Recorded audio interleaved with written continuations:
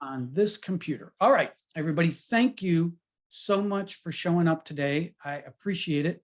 And thank you for taking up the time to learn a little bit about the reason why I didn't use the in front of the 7 keys of retirement life, because I didn't want you to think that there are only 7. These are just 7 keys that I've identified as I've worked with clients on what I feel are avenues and areas individuals can take to lead and develop a productive, meaningful, and joyful retirement life.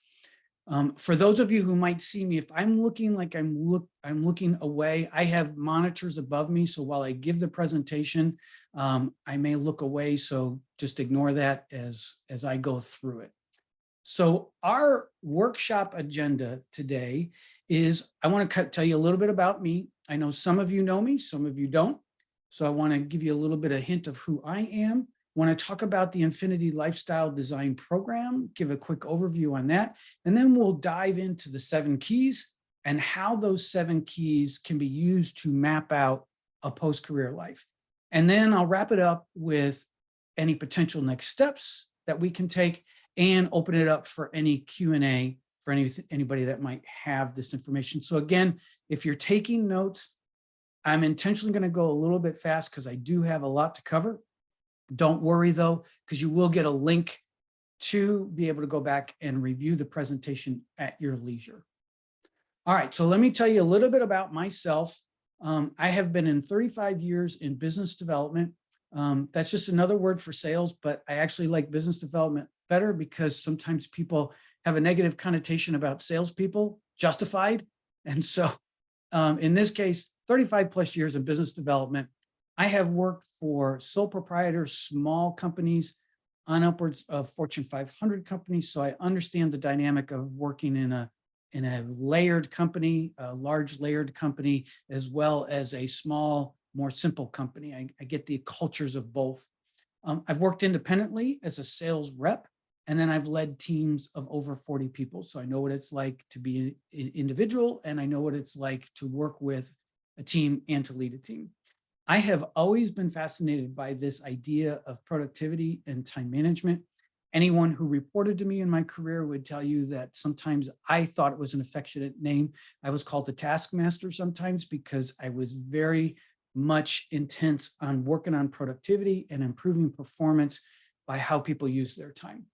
And that led me to start Kairos Management Solutions, which is the company I own right now. And I originally and still work with individuals, teams, and companies to help them maximize their time management and productivity. But in that process and leading to starting my own company, my wife and I, about 2 years ago, met with our financial planners, and they basically said, hey, you guys are on a really good glide path for your retirement life. You've got good assets in place. You may need to eat rice and beans for a while, but basically you're in a good spot that if you want to retire, you could. And so that was a game changer for me, not because I necessarily wanted to jump into retirement, but because it made me think about what my retirement life could be like. And quite frankly, I hadn't thought about that. I was always worried about the performance of my portfolio, not necessarily what it meant to provide me.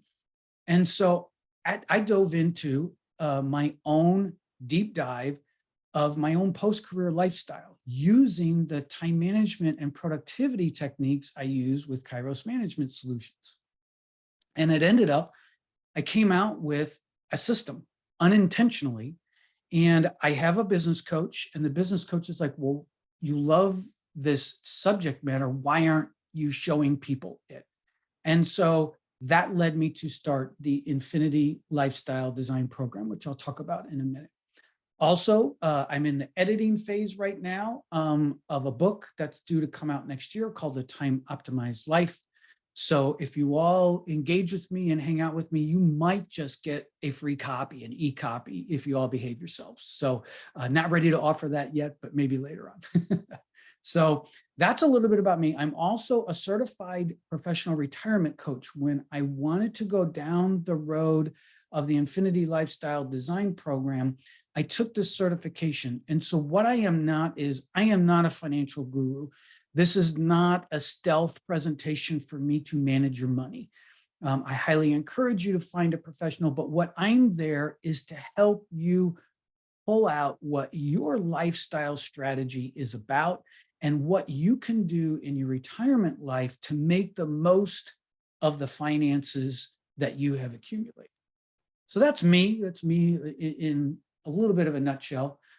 April, who, as I mentioned to others, April's my sister, so she's going to get to be my critic afterwards here. She could tell you a lot more, but I might force her to keep her muted so that she doesn't share anything I don't want to share. All right, so the Infinity Lifestyle Design Program is a 4-tiered program. In essence, the first phase, you're part of the first phase. I conduct monthly complimentary workshops, basically on a particular subject that I go deep in for people to unpack and think about their retirement life. It's kind of like me, what am I going to do? These are what am I going to do in post-career or retirement life type workshops. They're thought starters. They're things for you to think about as you try to understand what your plan is. Then the second step of the program is what I call, I hold a 1-hour consultation with either individuals or couples. And I really encourage you, if you have a spouse, a significant other, a partner, that you go through this together. I also say, even if you have a close friend that the both of you are entering into post-career life, if you have somebody you know and trust, bring them alongside you as the two of you try to figure out post-career life. So the 1-hour consultation can be for individuals or it can be for couples. After the 1-hour consultation, and I'll get into that more later, I have 2 other programs that I offer, the 12+1 and the 6+1. It's a 13-week and a 25-week program. In essence, it's the same program, just delivered differently. The 13-week program is for individuals and couples who are going to dive into this and feel confident, like I'm going to invest their own personal time in this. And because there's a lot to cover, there's a lot after the 13-week period, you come out with a full lifestyle strategy, but that requires some personal investment time in between the time that we meet. Now, if that's something you're kind of like, gosh, I'm way too busy, or I'm probably not going to devote the time, then I offer the 6+1 program. It's the same content as the 13-week program, but I'm your accountability partner. You meet with me twice a month. I proactively reach out to you to say, are you done with this particular segment? And so through all that, I come alongside, kind of hold your hand a little bit more through the process. So either one of those, depending on it. But for me, the baseline for us is the one-on-one consultation. So that's a little bit about the Infinity Lifestyle Design Program. All right, let's dive into the content today. Here are the 7 keys we're going to go over this evening. We're going to talk about longevity, the mindsets, as I call it, career, retirement, and financial mindset. We're also going to talk about time management. And we're then going to look at anticipated lifestyles and wrap it up with planned activities. So those are the 7 keys. Again, if you're taking notes and I go too fast, you can address something back in the Q&A for me. That would be great. Okay. Now, the data you're going to see is based upon an assessment tool of which I believe Tina's taken and April's taken. I'm not sure if the others have or not.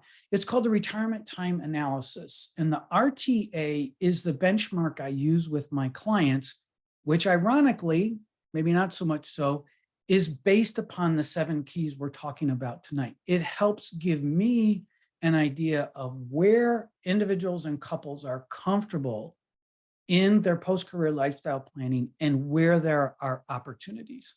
So as you look at this data and you see this RTA symbol, just know this is data compiled from dozens and dozens of RTAs that clients have taken with me. And I use it to help understand what people are feeling, but also to show others this is where your contemporaries are also thinking and feeling. All right, so let's start with longevity. Longevity or life expectancy. And the reason why I start with this is actually 2 years ago, I did a poll on LinkedIn and I simply asked everybody, when do you think you're going to die? And I gave date ranges. It was the most negative received post I have ever done on LinkedIn. I had 2 people petition LinkedIn to kick me off the platform. I had one person call me disgusting because this idea of longevity can be a touchy subject. But I don't look at longevity, and I don't want you to look at longevity as something as depressing or something to bring you down or melancholy. I look at it as a reality and a starting point to decide how you want to plan your post-career lifestyle. So the CDC, Centers for Disease Control in the United States, has a life expectancy data set of women at 79 and men at a little bit more than 73. And so for the guys here on the call, we just don't take care of ourselves as good as women do. And so that's why the life expectancy for women is longer. Now, interestingly, when you look at the RTA, obviously, I know of no one who's taken the RTA who's passed away yet. So everyone I know is still alive. But in the RTA, you estimate your lifespan. And in this case, women have estimated theirs at just over 89 and men at 84. You might be thinking, well, wow, what's the difference there? And that 89 doesn't seem to be, I mean, that's over 10 years over the national average in the United States. Well, those aren't actually unrealistic numbers. And here's why. If you take care of yourself, both physically, mentally, and spiritually, there's data, separate studies that show people who take care of themselves live well into their 80s. And then with the changes and the increases in medical technology, it's not out of the realm that many of us will be living into our 90s. So I think be encouraged by that, because that allows you a lot of time to get done with some really cool things in a post-career life. Now, the average retirement age, this is from the Center for Retirement Research in Boston College, has it pegged that women on average are retiring at 62 and men at 65 in the United States. That aligns very well with the where people want to who've taken the RTA at about 65 years. So that's pretty common, and those 2 data points match. Now, when you look at it in totality, here's what the picture is for the average person who's taken the RTA. The average age for both men and women are 57. So take a look at your age and kind of say, where do I fit in with that? There is about an 8-year time frame between when people, their current age and the time they want to retire. That gets you to around that 64, 65. Then when you look at life in retirement, it's about 25% of your life. If you use a traditional retirement program for yourself, there's about 25% of your life. For women, it's about 27% of their life. And for men, it's about 22. Now, the green you're seeing there is the time, if you're in a relationship, you've got a couple, a partner, significant other, you're going to spend that time together. But for women, they're going to spend 5 years alone. And so as you plan your post-career lifestyle strategy as a couple, it's important for you to understand and take into account this gap. One of you is statistically is going to be alone for a period of time. So planning your lifestyle strategy together affords you to do the things that are important to you in the time frame early on in your retirement time frame, so you don't miss and have any regrets that you missed opportunities later on in life. So really, really important for you to understand that you're going to have upwards of 25 to 30% of your life in retirement, whatever that is for you. So when it relates to longevity, how can you map that out in a post-career life? Well, the first thing you want to do is you, your spouse, significant other, want to estimate your own lifespan. Then you want to compare it with each other. And then you want to address any concerns. So for example, If a husband says, I'm going to live until I'm 130 years old, and the wife says she's going to live until she's 78, you need to have that debate. You need to talk about that. So make sure that you're kind of both in agreement as to what that time frame is, because it allows for more realistic goal planning. And then craft that goal strategy together, because it doesn't mean that everything that you do is together, because you're going to have your own self-identified single goals. But as you plan together, it allows you to say, these are important things that we want to do together. And by the way, these are important things we want to do alone. So planning it together lets you identify and help everybody understand in the relationship what's important to them. All right, so that is longevity. The next thing we're going to move to is career mindset, the second one. And career mindset is all about your feelings to the career. And so if some of you are out of your career, this might not be as important to you. But for those who've taken the RTA, their career defines a significant element of personal satisfaction. So in the case of women, it's 0.75%. In the case of men, it's greater than 8 in 10 men find a significant amount of personal satisfaction comes from their job. When the job goes away, that creates a void of personal satisfaction. So lifestyle planning is a way that you fill that void.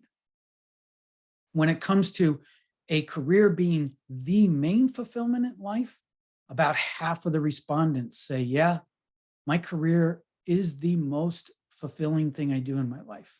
Well, again, take away that career, you need to plan out what are important things to you to fill in that gap so that you're not left with a life void fulfillment and you're wondering what you're going to do.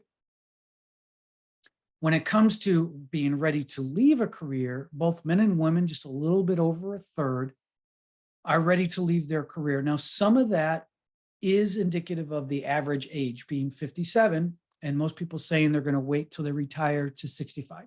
So I understand that that figure is affected somewhat by the age of the respondents. But what you want to do is put yourself in the shoes of what your age is right now and say, how do I feel about, am I ready to leave a career? If you're in your 60s, if you're in your 70s and you're not ready to leave a career, that's okay. You just need to define what that means to your lifestyle. So how do I map this out in a post-career life related to my career mindset? First of all, establish an end date now. It's going to change, but establish an end date. And if your end date is the date you think you're going to die, put that down, but establish an end date so that you have an idea of how career is going to be important to you, but it lets you establish a mindset of breaking away from a career if that's what you choose to do. Decide if you're going to work in retirement or not. There is a lot of people who do go back to work in some form or capacity, and that's okay. The idea of retirement for me is maximum flexibility. So if work allows you that and you want to do that, okay. Make sure your spouse or significant other is signed up for that. And then address any financial concerns. Obviously, we'll talk about this a little bit in the financial mindset here, but some people have to work and career has to be top of mind because they're not quite ready to retire when they want to retire. So make sure you feel confident there. And then unpack your career motivations. Why do you like to do what you want to do? And imagine what happens if career goes away. How do you feel? If you feel apprehensive, you need to understand why that's the case, particularly if you're setting yourself a retirement date in the near future. So that's career mindset. All right, so let's move on to time management.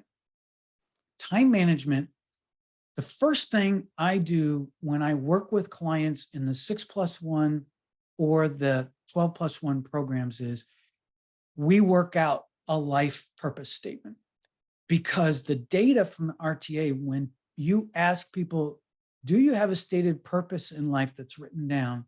You can see only 4 in 10 women do, and less than a third of men do. if you don't have a stated purpose, what happens is career becomes that stated purpose. And when you take career away, you then lack the ability to understand what your purpose in life is, and that can make post-career life challenging. So have a stated purpose in life. The next deal is managing time well. Half of women say they manage their time well. 60% of men say they do.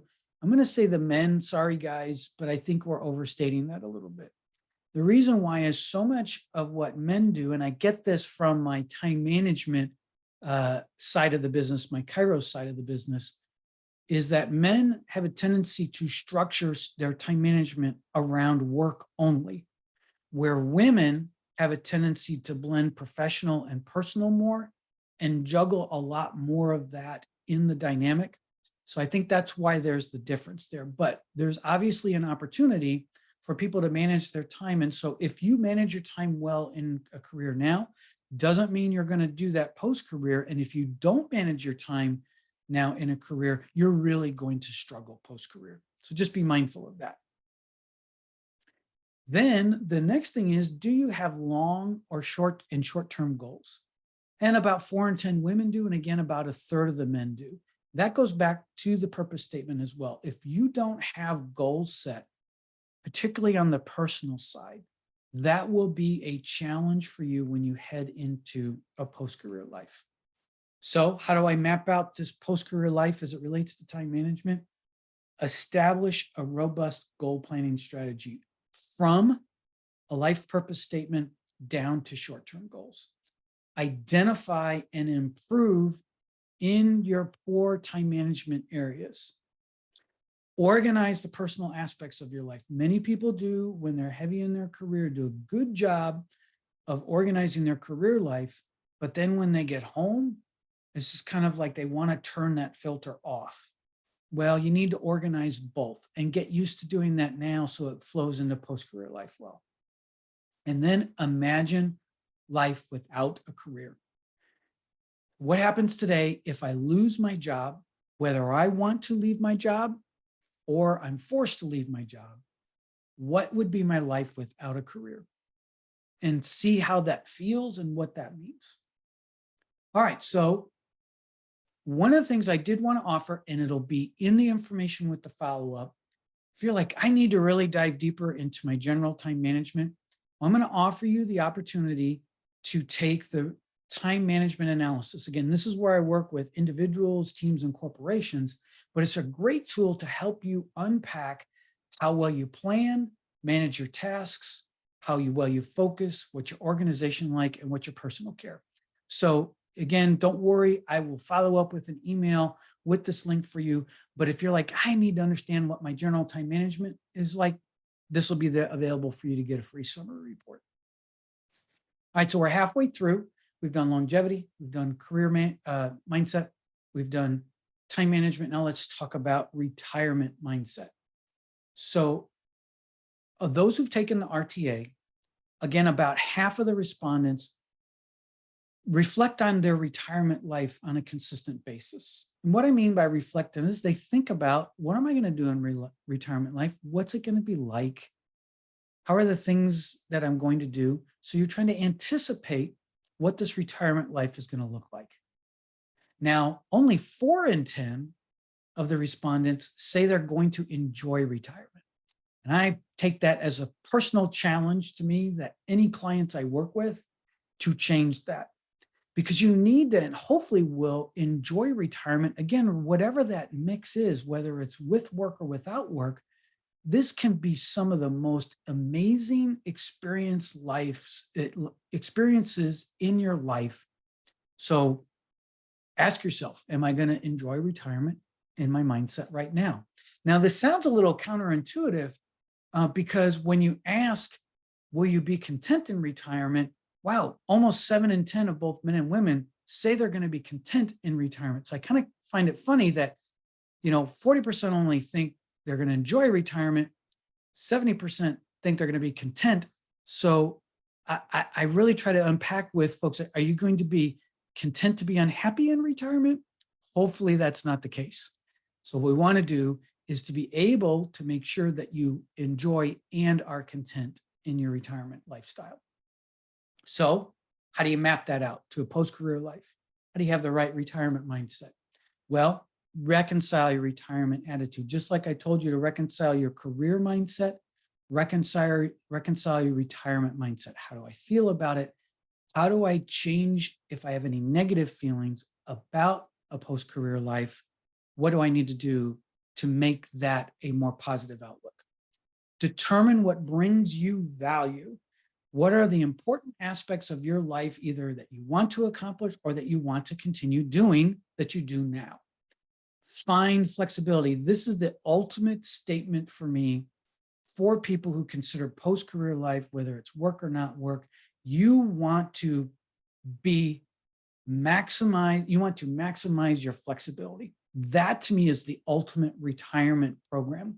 And whether that flexibility involves work that you can then go into personal aspects, it's up to you to craft and decide, but do it with maximum flexibility in mind. And then again, like I talked about previously, imagine life without a career. What would a lifestyle of yours void of having to work look like? And how does that make you feel? All right, so that's the retirement mindset. Let's now move to the financial mindset. And in this case, we ask on the RTA, am I financially ready to retire? And as you can see, about half of the women, a little bit more, 6 in 10 out of the men say they're financially ready. And if you have any questions, again, as I mentioned at the beginning, I'm not your guy. I don't want to manage your portfolio, but it's really important you find somebody who can, because you want to be 100% confident in your financial capabilities, because that's the only way you can plan a realistic post-career lifestyle strategy. If you go plan a strategy without thinking of the finances in mind, you could craft this wonderful strategy that has you traveling 10 times a year, has you, building a new house, has you having a second vacation home, all that stuff. And then you take that to your financial planner and they say, guess what? You only have the ability to take one driving trip a year. So you got to make sure that you have a realistic view of your finances. The next thing is developing a formal budget, and only half of the respondents and the people I work with have a formalized budget that they track. Again, we spend a lot of time on the 12+1 and 13+1 programs on a formal budget, because this is something you need to put together to then have it affirmed by whatever financial professionals that you use to be able to reconcile back to the lifestyle strategy you want to develop. It's really important there. Finally, one of the other avenues to consider on a financial mindset is to plan for unaccounted healthcare costs. And particularly here in the United States, that is becoming more and more of a problem every year. And as you get older, healthcare itself is going to consume more of your time.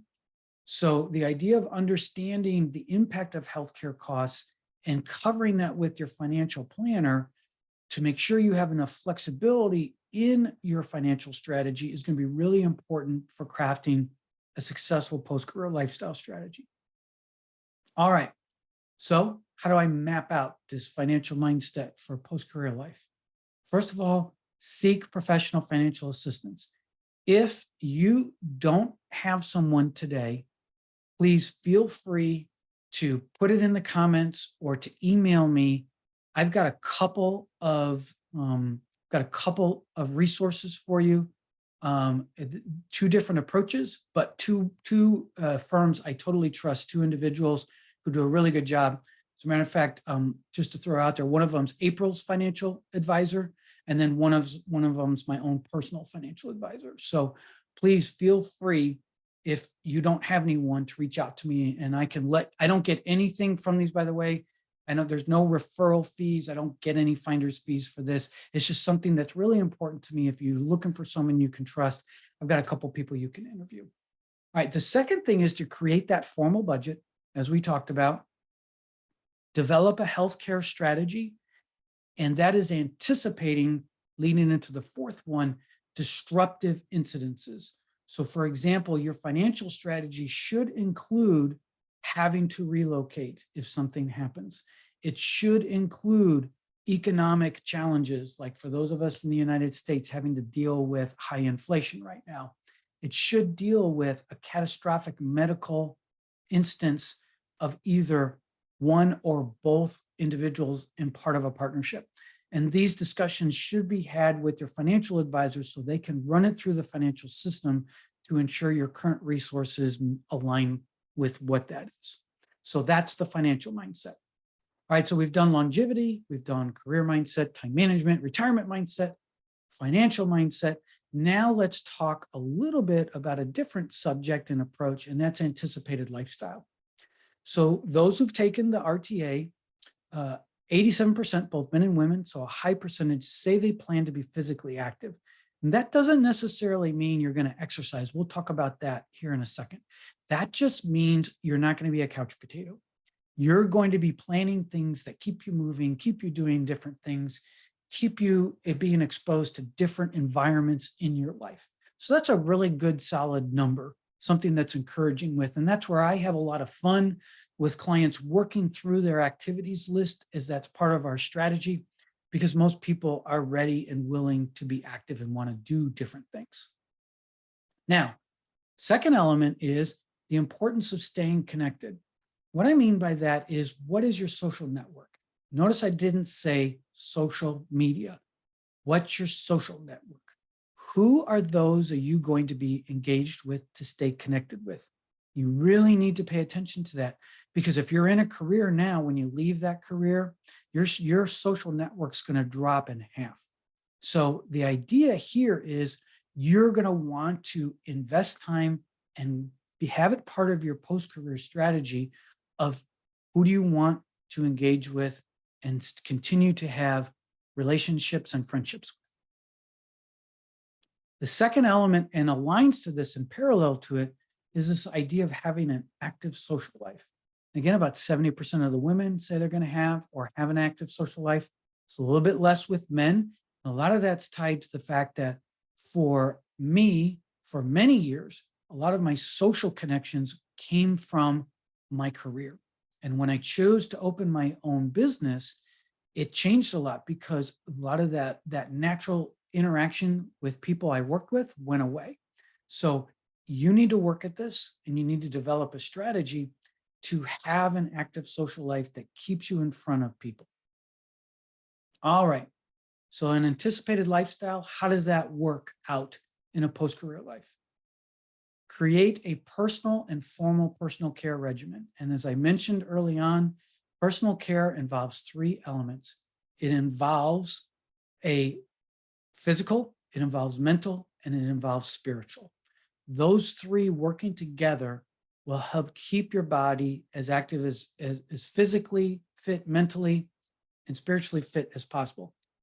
I'm not telling you that you can do everything right and still have a debilitating disease, still have a cognitive issue, still have physical challenges. But if you proactively work on that now, you go into retirement with good habits.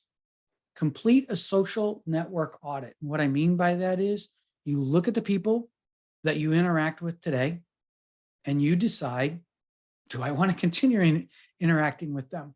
Might sound like a little cold-hearted there, but the idea is you want to identify people that you're going to pour out yourself to without worrying about if you get anything back. These are important people. Now, naturally, if you pick people, there's going to be this give and take, but these are the important people in your life who you want to stay connected with, because you bring value to them and they bring value to you without any strings attached. Then you want to plan out a typical retirement weekend. That's not easy. Many of my clients do what I call the cut and paste. They look at Monday and they copy and paste Monday to Tuesday to Wednesday to Thursday. No, you need to plan a diverse retirement typical week, and that takes some doing. Finally, account for a change in residence. 20% of people in retirement have to move at some point. So if you live in your forever home, wonderful.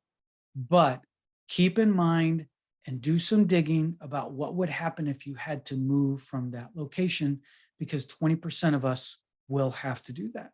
All right, so that's anticipated lifestyle. Finally, we're going to end with planned activities. Now, I put this up there, you might say 4 and 8%. So these are people who in the RTA said they never planned to travel. And I'm not advocating here that you need to travel. I just point this out to say travel is one of the main things people start out to do when they go into a post-career life. And so I encourage, if you have travel as part of your approach, do it in the early part of your post-career life, because you can have something happen or it can creep up on you where you're like, gosh, I wish I had done this. Man, I wish I had done this experience. And if you wait too long, you can't do it. So figure out what you want to do, how often you want to travel. Also be mindful, travel is going to be one of your biggest budget items. So if you want to travel a lot, make that line robust so you can challenge your financial advisor that says, I need $30,000 a year for travel because I want to do all this stuff. Can I do that? So, whether travel is your plan or not, I highly encourage it because it gets you to have these wonderful new experiences. Now, a bucket or wish list is aspirational goals that people do. And this is things where I encourage, we do this in the 6+1 and the 12+1 program, where we work out a formal list of things you want to do. Doesn't mean things you're going to do. It means just that, a wish list. What are crazy things you want to do? One of mine is, for those of you who have been with me on the LinkedIn Lives, I want to hang glide. Now, I don't know if I'm ever going to do that. That's on my bucket list. I just know that every day I delay doing that, it's going to be a little bit more difficult for me to want to do that. But that's one of those weird, wild items that needs to be on your bucket list, and have fun doing it, because you never know when a bucket or wish list item can become a reality for you. And as you can see here, only 4 in 10 women do it, and basically 2 in 10 of men even think about that.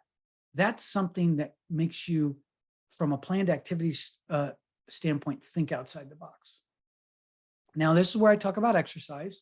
So good news is here, 3/4 of the respondents on the RTA say they want to have say they have or will have a formal exercise program.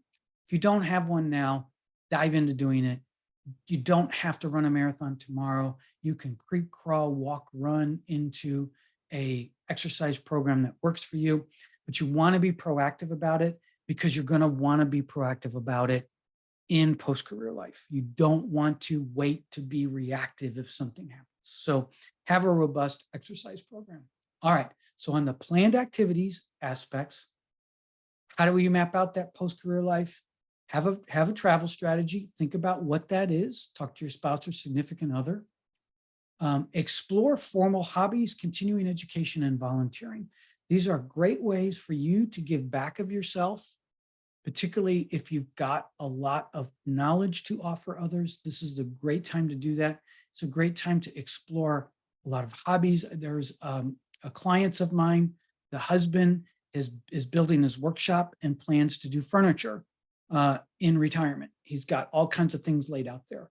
So a lot of things that you can do from an activity. Again, plan that typical week out, but don't copy and paste. Think a diversity that you want to do something different each day. Create and work that bucket list. Just think crazy things. Put anything down that pops into your mind, because you will not necessarily act on this, but you want to have it there as conversation starters and thought processes for a robust life. All right. I have gone through all 7. I've talked about longevity, how long you're going to live, your career mindset. What do you think about career? What happens when it goes away? Do you manage your time well or not manage your time well? Do you have a retirement mindset that's positive? And what do you need to do to address that if it's not? Do you have a realistic financial mindset? Do you believe the finances you have accumulated will give you the type of lifestyle you want? Are you too overly rosy in your picture? Or are you too conservative? Once you build a post-career lifestyle strategy, you can have really detailed conversations with your financial advisor. And on that anticipated lifestyle, focus there on your social interactions. Who are you going to interact with socially, and how active are you going to be out there with others? And then finally, the planned activities. What are you going to do? How are you going to do it? Goal setting applies here too, but what are things you want to do to maximize the rest of the categories and keys out there for you? So those are the 7 keys.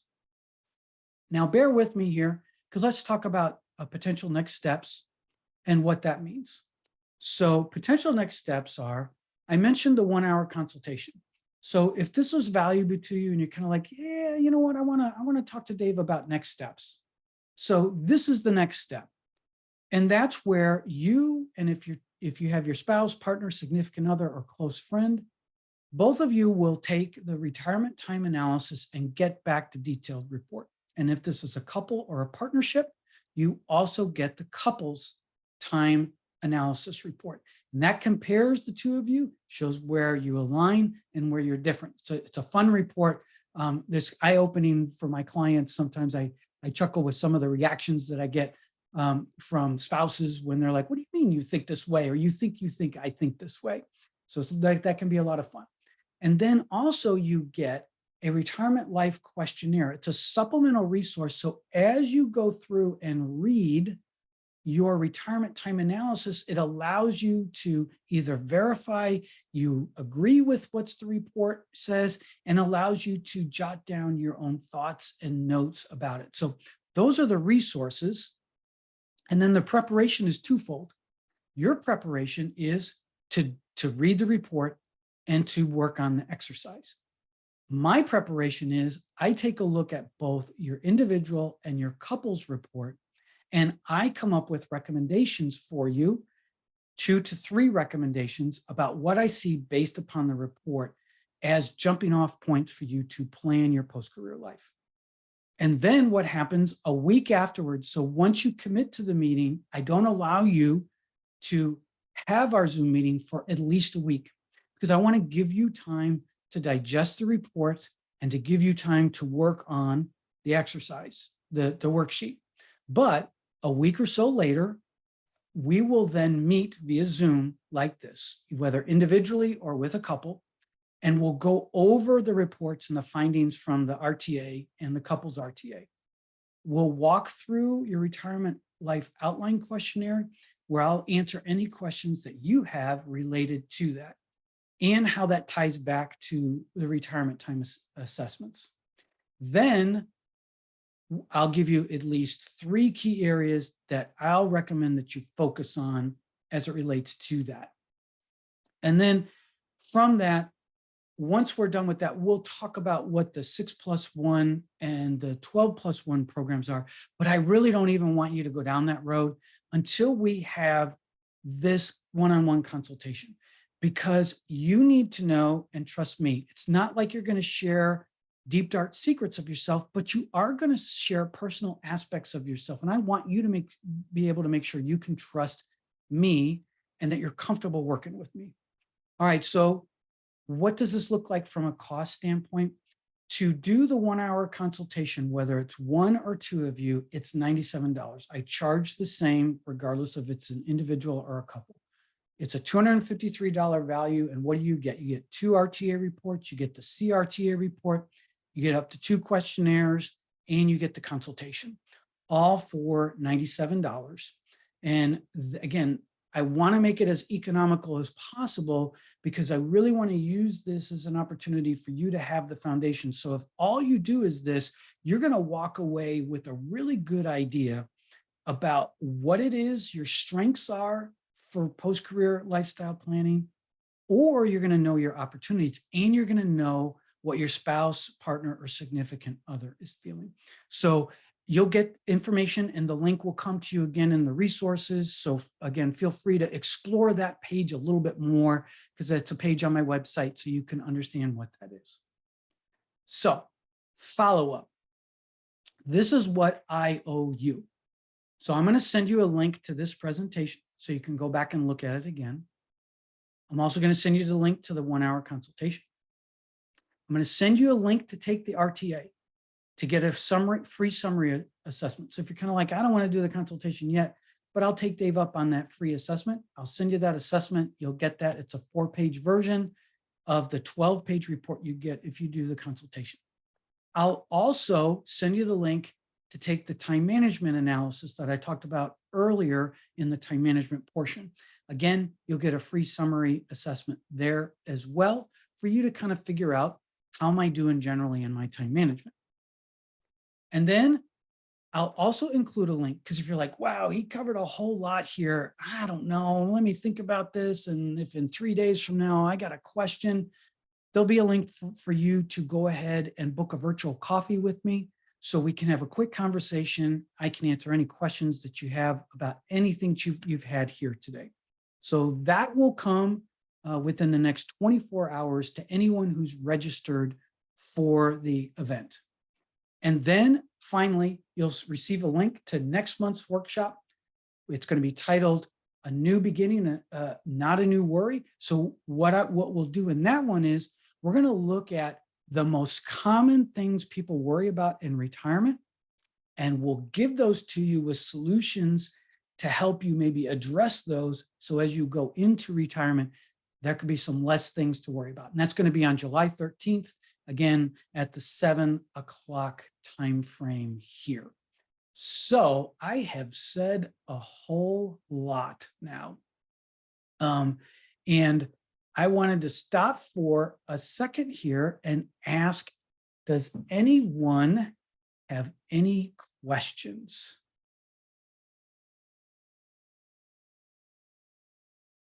So please feel free to ask any questions. I unmuted myself. Can I throw in some comments? Sure, go ahead. Okay, so when I went into retirement, and Dave knows this, it was like, that's it. I'm retiring. I'm done. I didn't plan. I didn't do anything. I just said I'm retiring.